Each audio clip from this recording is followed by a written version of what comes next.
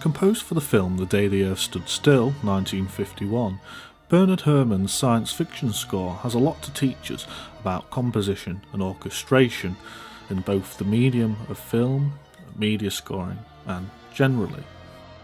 In this article today, therefore, I want to take a look at Herrmann's score. I've done my best to be selective to try and keep the article focused. For this reason, I start by discussing Herrmann's instrumentation choices, which are quirky but astonishingly beautiful because of their quirky nature. I then demonstrate how he uses these instruments across the score, being concise with his choices. We will then look at a few cues in greater detail, such as the glowing cue, which will facilitate a discussion on Herrmann's use of effects and possible music editing in post-production. For the other two cues, Gort's Rage and Klaatu, we will take a closer look at Herrmann's use of the ensemble that we're about to discuss and his orchestration technique for the ensemble. Herrmann's instrumentation for The Day the Earth Stood Still is both precise and novel. Listed on screen we can see several quirks that imbue the instrumentation and thus the score with a tremendous level of individuality. The first quirk of this ensemble is its omission of woodwinds and use of very few strings.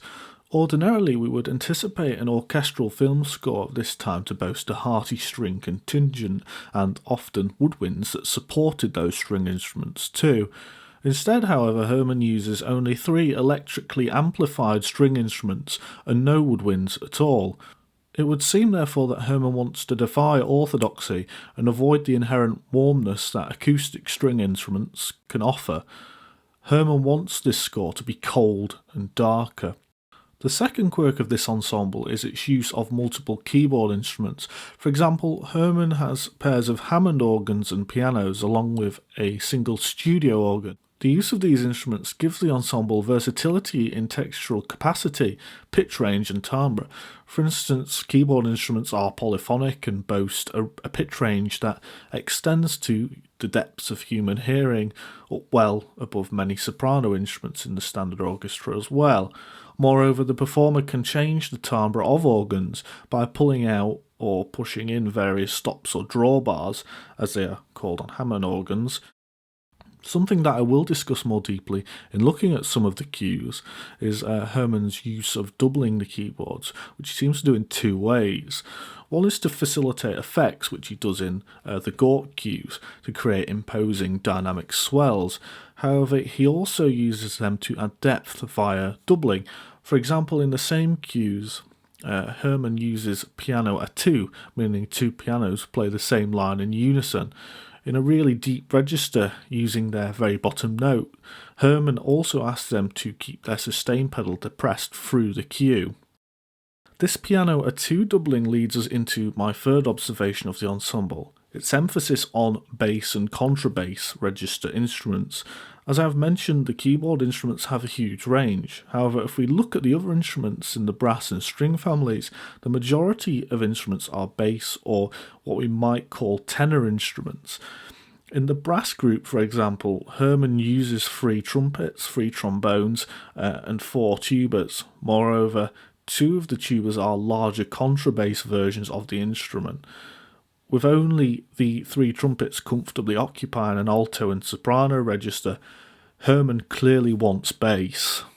With 27 instrumentalists, the ensemble is not huge, but it is not small either, especially when one considers the lack of string orchestra that one would ordinarily expect to take up a large proportion of an orchestra's size.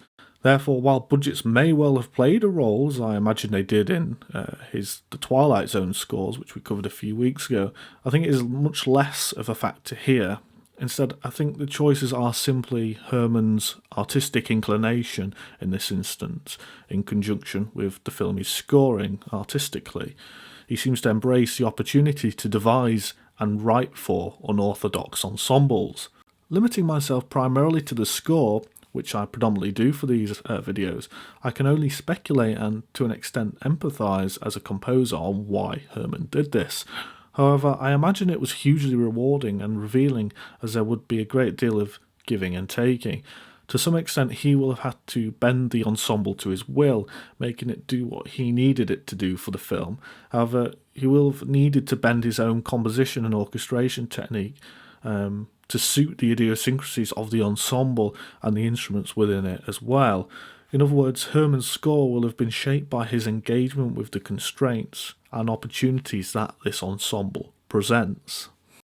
Beyond the purely creative constraint aspect, a hypothesis I do have regarding Herrmann's instrument choices is that he selected them for their relevance to the dualities present in the main characters. Klaatu, an alien humanoid or human alien kind of figure, Patricia, who is the main human character, and the robot alien Gort. Not something I can justify fully here. Herrmann's instrumentation balances, blends, and at times juxtaposes the human and the electronic, or the traditional and the scientific, if you want to put it in a different perspective. The decision to use electrically amplified strings, for instance, presents this duality. In one sense, we have the violin, a human-made instrument that is electronically augmented and modified timbrally. We also have the juxtaposition of the studio organ, which is more traditional in its use of, albeit electrically powered, bellows and reeds, against the Hammond organs, which create sound via electromagnetism. Perhaps this was a dichotomy and thinking that Herrmann experienced when selecting and discussing his instrumentation with the directors and the film studio's music department directors, Alfred and Lionel Newman. Rather than using the entire ensemble outlined in the previous section, Herrmann is just as selective and decisive in how he uses smaller sub-ensembles for different cues. For example, in the chart on screen, I break down the instrumentation of each cue. Doing this reveals just how selective Herrmann is and how he uses his ensemble across the range of the film. As we can see from the chart, Herrmann very rarely uses the entirety of the ensemble. For example, beyond Outer Space, which omits the French horn and electric guitar, only Escape and Panic, which exclude the two harps and three percussionists as well, come close to using full forces, the full ensemble. I estimate there is 5 percussionists based on how the scores are engraved and seem to be recorded, but I could be wrong with that. For the most part, Herrmann uses much less of the ensemble.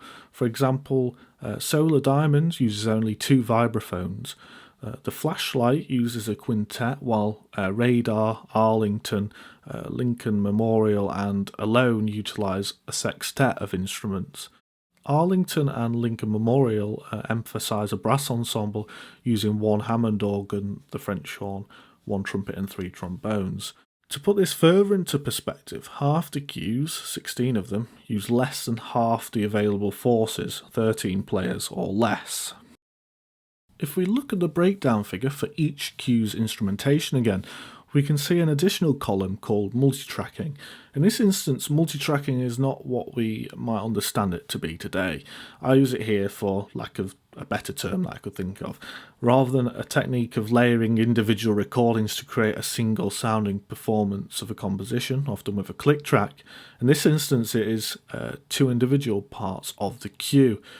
In these 2 part cues, there tends to be a cue that underscores the scene and a secondary cue that is used as a stinger. This stinger is superimposed and synchronized to the actions on screen more precisely and possibly laid over other cues too.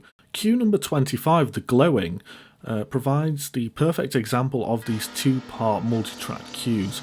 Like the other multitrack cues, the glowing has 2 parts, and Herrmann labels these parts the glowing X and the glowing Y. That's a labelling system that he uses on many of these types of cue. Cues labelled X therefore tend to be the more substantial parts of the cue that underscore scenes. Cues labelled Y, on the other hand, are often used as stingers. Taking this approach gives the stinger cues, particularly for the glowing, greater utility, allowing the glowing Y to take on a unique role within the film itself via the musical edit. Whether Herrmann intended the extended use of the glowing Y in composition to other parts of the film, I cannot say. Either way, it is used beyond where the score suggests its intended use is going to be.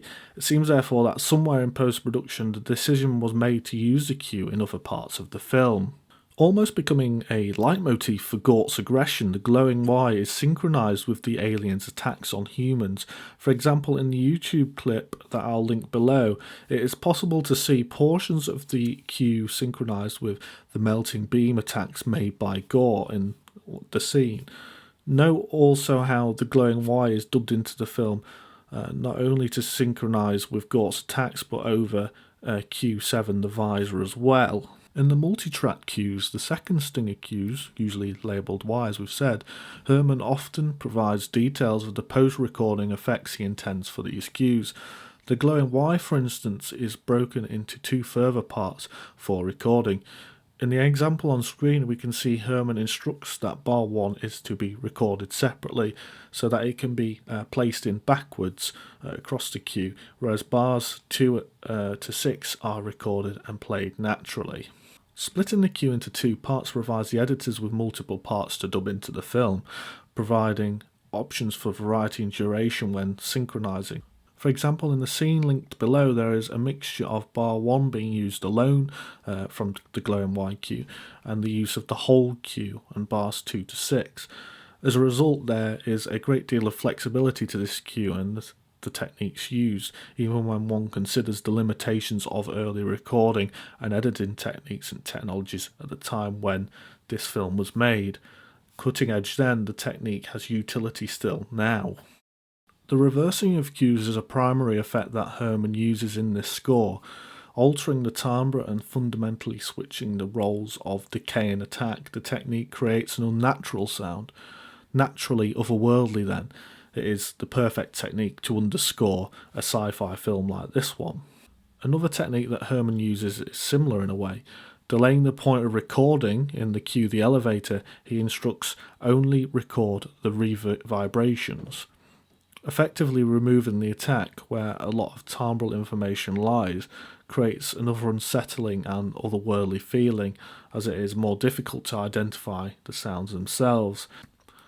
Similarly to the glowing X and the glowing Y, the elevator cues, labelled X and Y again, are superimposed over one another as well. Having to be selective, I've picked out two cues from The Day the Earth Stood Still to look at more closely. These are Gort's Rage and Klaatu. Starting first with Gort's Rage, there are several things I find exceptional about this cue, all of which contribute to its imposing and foreboding nature.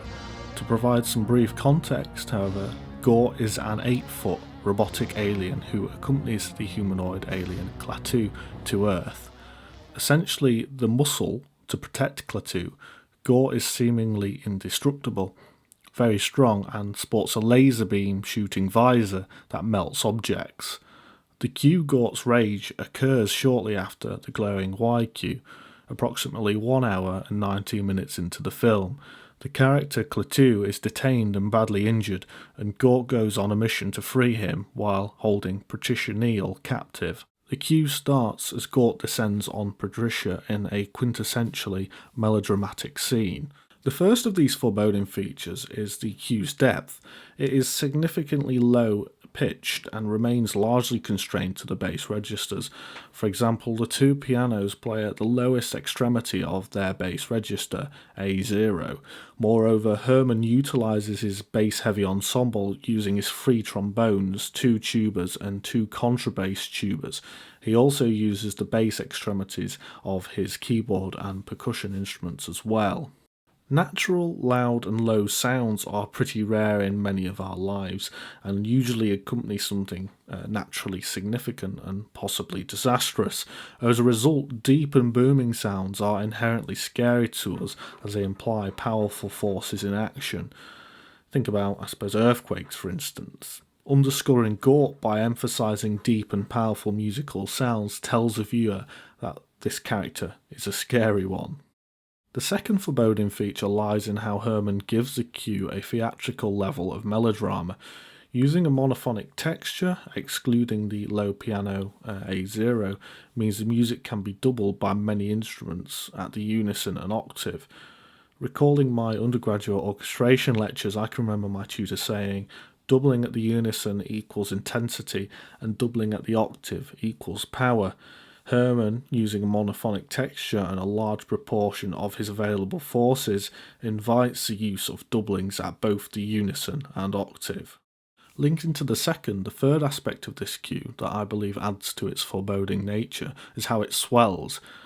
As if breathing, the music achieves a feeling of coming to life in different ways.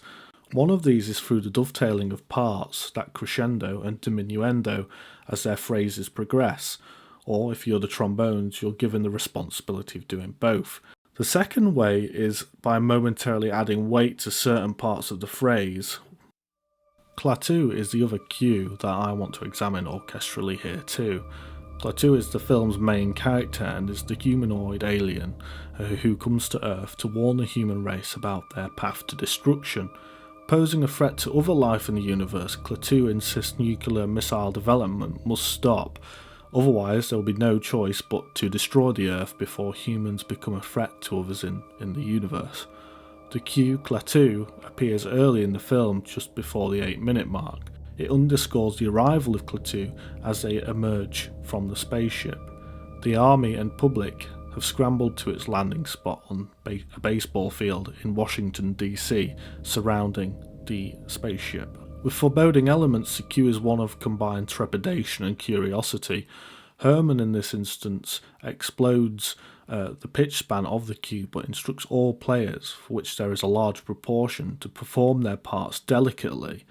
Spanning from D1 up to D8, the textural density is sparse, leaving plenty of space between the bass and inverted pedal. The only filling in the middle of this texture is the A-flat major chord in second inversion. It is in the juxtaposition of D and A-flat that the trepidation lies. A tritone juxtaposition, the A-flat also boasts soft and sharp dissonances against the pedal tone in the form of E-flat and C. However, the cue is not one of outright terror like Gort's rage, but hesitant curiosity and uncertainty. Something that we observed in Herrmann's The Twilight Zone score for the episode Walking Distance. The major tonality of the chord, albeit dissonant with the D pedal, does not create a feeling of dread. In other words, the underscore implies that Klaatu, albeit alien, is not an immediate threat to the humans. Looking at the orchestration of Klaatu, we can see there are several interesting doublings. On the inverted pedal, for instance, several instruments emphasise the electronic violin, theremin 1, Hammond organs, vibraphones, and then 2 octaves above these, the studio organ. The numbers provide a depth and intensity to the sound that is counterintuitively heightened by the soft dynamic. Moreover, the doubling of theremin and electric violin is one that Herrmann uses throughout the soundtrack, possibly due to their similar timbres. Herrmann uses similar doublings on the low pedal, creating a uniformity of timbre between the two pedal types. Here he uses the Hammond organ, studio organ, electric bass and cello, and theremin 2. These similar timbres flank the slightly different middle of the texture, not so different as to stick out. The cut-mute trumpets and trombones, along with the Hammond organs, provide enough distinction to allow the chord to come through the texture with a degree of significance, but also blend with what's going on around it. It's very possible in orchestration to soften dissonances by having harmonically dissonant material in different sections and timbres of the orchestra. Here Herrmann uses a largely homogeneous set of doublings that punctuate the harmonic juxtaposition between the A-flat major chord and the D pedal. An outer-worldly relationship between these two chords, letting the audience hear them in the orchestration, communicates and strengthens the visual qualities of the scene and the narrative and genre of this film early on. There is a lot to learn from Bernard Herrmann's score for The Day the Earth Stood Still. Today we may well have just scratched the surface, but I think we have gleaned a lot for ourselves as composers and orchestrators. For example, we have learned that selecting unorthodox instruments and instrument combinations to create something aesthetically unique and aid creativity is an invaluable technique in our craft. We have advanced our understanding of orchestration and gained a snapshot of how we construct cues to enhance editing and possibly add opportunities for effects.